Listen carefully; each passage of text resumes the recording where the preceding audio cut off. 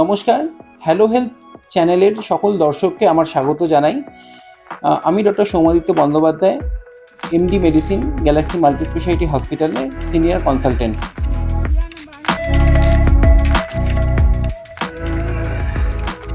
দেখুন, আমাদের একঘেয়ে জীবনে কিছুটা পরিবর্তন আনতে, সেটা মানসিক হোক বা শারীরিক, সেক্ষেত্রে বেড়াতে যাওয়ার একটা বড় ভূমিকা রয়েছে। আমরা যে দৈনন্দিন জীবনে যে বিভিন্ন কাজকর্ম করে থাকি, সেগুলো মাঝে মধ্যেই একটানা যখন আমরা করতে করতে করতে করতে একটা জায়গায় আমাদের ক্লান্তিভাব চলে আসে। সেই জিনিসটাকে অ্যাভয়েড করার জন্য অনেক সময় আমরা ঘুরতে যাওয়ার প্ল্যান করি। আমি নিজেও যেমন মোটামুটি 1.5 মাস 2 মাস ছাড়া ছাড়া বিভিন্ন জায়গায় ট্যুর প্ল্যান করি। সেটা কোনো সময় শর্ট ট্যুরও হয়, কখনো লং ট্যুরও হয়। কিন্তু মেনলি যে আমাদের মাইন্ড রিল্যাক্সেশনের জন্য এবং হাওয়া পরিবর্তন, যেটা আগেকার দিনে বলা হতো যে হাওয়া পরিবর্তন, সেটাকে ইমপ্লিমেন্ট করার জন্য আমাদের বেড়াতে যাওয়া একটা রেগুলার পার্টের মধ্যে আমাদের রাখা উচিত।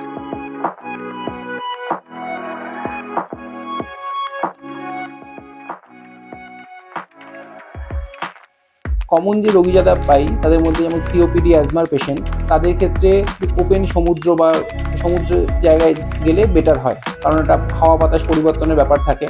তাছাড়া যারা মানসিকভাবে অবসাদে ভুগছে বা মেন্টাল প্রেশারে রয়েছে, তাদের ক্ষেত্রে এরকম মাঝে মধ্যেই ট্যুর করা উচিত। সুগার প্রেশার এদের রোগীর ক্ষেত্রে কোনো রকম আলাদা করে যে কোনো একটা পার্টিকুলার জায়গায় যেতে হবে সেরকম কিছু নেই। অনেক সময় আমরা নিউরোলজিক্যাল অনেক পেশেন্ট পাই, যেমন অ্যালজাইমার্স ডিজিজের পেশেন্ট, যারা আস্তে আস্তে মেমোরি লস করছে। তাদের ক্ষেত্রে বিভিন্ন স্টাডিজে দেখা গেছে যে যদি বাইরে ঘুরতে নিয়ে যাওয়া হয়, নিজের বদ্ধ পরিবেশ থেকে চেঞ্জ করা হয়, তাহলে কিন্তু পেশেন্টদের কিছুটা মেমোরি ইমপ্রুভমেন্ট দেখা যায়। বিভিন্ন স্টাডিজ এগুলো দেখিয়েছে।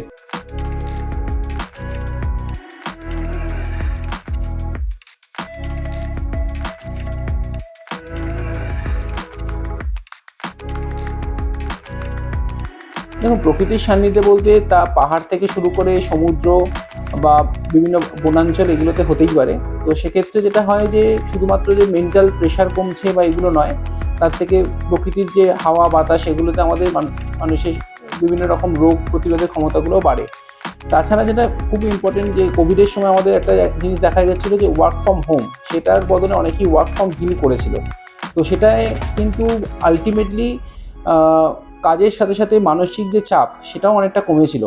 তো সেক্ষেত্রে এবং যারা আইটিতে কাজ করে বা বিভিন্ন রকম সারাক্ষণ কম্পিউটারের সামনে বসে কাজ করে, তাদের ক্ষেত্রে একটা ঘুরতে গেলে বিভিন্ন রকম শারীরিক এবং মানসিক উন্নতি লক্ষ্য করা যায়।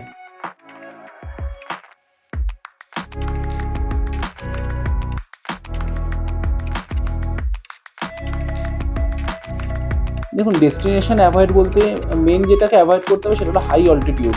যেমন আমাদের লাদাখ বা লেতে যদি বিভিন্ন রকম যে হাই অল্টিটিউড পাসগুলো রয়েছে, বা এদিকে স্পিতি ভ্যালিতে যে সমস্ত হাই অল্টিটিউড পাসগুলো রয়েছে, সেক্ষেত্রে কিন্তু সিওপিডি পেশেন্টদের একটা ডেফিনেট সমস্যা হওয়ার সম্ভাবনা থাকে।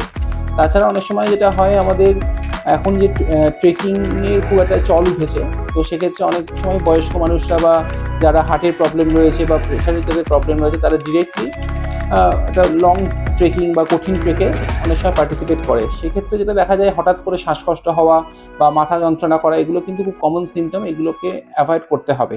তো এগুলোকে ভালো করে প্রিকশনারি মেজার্স নিতে হবে। আদারওয়াইজ আমাদের যে সমতল ভূমিতে যে সমস্ত ডেস্টিনেশনগুলো রয়েছে, হিমালয়ের যে হাই অল্টিটিউড ছাড়া, তো সেগুলোতে আরামসেই ঘোরা যায়। ছোটো ছোটো যে পাহাড়গুলো রয়েছে, যেমন ওয়েস্টার্ন ঘাটস বা ইস্টার্ন ঘাটসে বিভিন্ন দর্শনীয় স্থান রয়েছে, সেগুলোকে হার্টের রোগীরা আরামসে যেতে পারে, কারণ সেক্ষেত্রে খুব বেশি হাই অল্টিটিউড যেতে হয় না।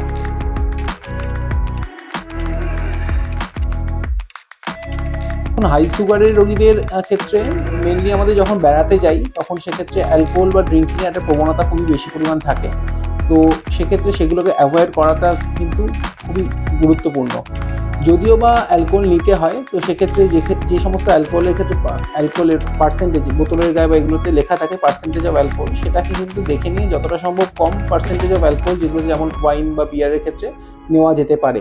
আর খাওয়া দাওয়ার মধ্যে আমাদের যেটা হয় যে ঘুরতে যাওয়ার পরে যে অনিয়ম হচ্ছে, মানে টাইমিংটা ঠিকঠাক হচ্ছে না, সেই টাইমিংটাকে কিন্তু মেনটেন করার চেষ্টা করতে হবে। ধরুন সকালবেলা ব্রেকফাস্ট আমরা করে তারপরে দুপুরে খাওয়া দাওয়াটা পুরোপুরি মিস হয়ে যায়। তো সেগুলোর দিকে একটু নজর রাখতে হবে। খুব বেশি ক্যালোরি ইনটেক বা এই জিনিসগুলো কে একটু অ্যাভয়েড করতে হবে, যে যা পাচ্ছি তাই খেয়ে নিলাম।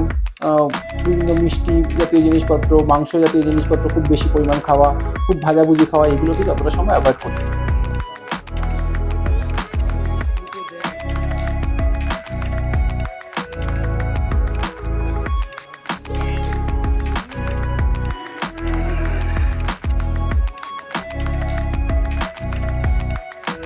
দেখুন, রেগুলার যে মেডিসিনগুলো খাচ্ছেন তার মধ্যে সুগার, প্রেশার, থাইরয়েড ইত্যাদি যে মেডিসিন রয়েছে সেগুলো কিন্তু অবশ্যই ক্যারি করতে হবে। সেগুলো যেরকম টাইমে রেগুলারলি খান সেটা কিন্তু কন্টিনিউ রাখতে হবে।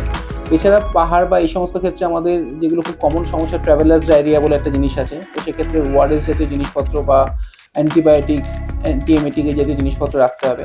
যাদের মোশন সিকনেস রয়েছে, অর্থাৎ উঁচুতে উঠলে বা গাড়ি চললে বমি ভাব যাদের বেশি পায়, তো সেক্ষেত্রে বমির জন্য অ্যান্টিএমেটিক ওষুধপত্র, হায়াসিম্যাক্স জাতীয় ওষুধপত্রগুলোকে সঙ্গে রাখতে হবে।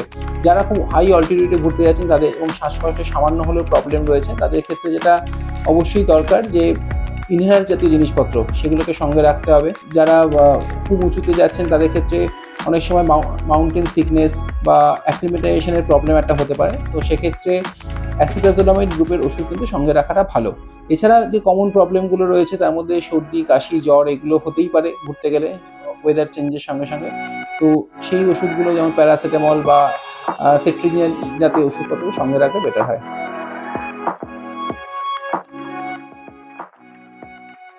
তাই আবারও বলবো, ভালো করে ঘুরুন, মন খুলে বাঁচুন এবং প্রাণ ভরে শ্বাস নিন। যারা ক্রনিক ডিজিজে মানে অনেক দিন ধরে ট্রিটমেন্টে রয়েছে তারা অবশ্যই কোনো ডাক্তারবাবুর পরামর্শ নিয়ে তারপরেই যেন ঘুরতে যান। হ্যালো হেলথের সকল দর্শককে আমি এনকারেজ করবো যে প্রপার প্রিকশন মেনে ঘোরাটাই বাঞ্ছনীয়।